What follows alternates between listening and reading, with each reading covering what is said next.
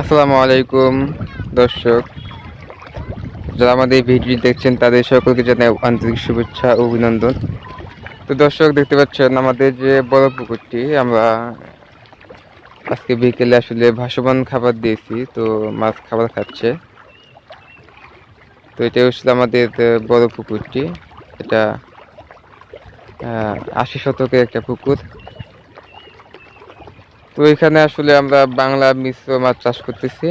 এখানে যে মাছগুলো দিছি আমরা একটু বড় সাইজের মাছগুলো দিছি, বাংলা মাছগুলো। এগুলা 4টা থেকে 6টা এরকম কেজি গড়ে।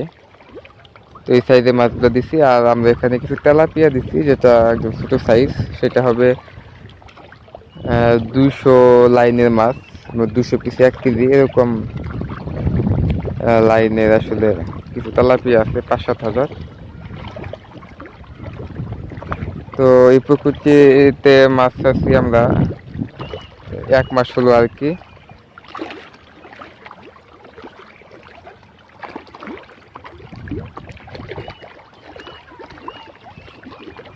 তো ওখানে চিন্তা আছে হয়তো বা আরো কিছু মাছ দেওয়ার, অল্প কিছু মাছ সচেত আছে, সেই মাছগুলো আমরা পরবর্তীতে দেবো। পানির কালার মোটামুটি আছে। তো যেহেতু আসলে বৃষ্টি হচ্ছে 2 দিন ধরে, তো যার কারণে আসলে পানির কালারটা ওরকম আসলে নাই। তো মোটামুটি আছে আর কি।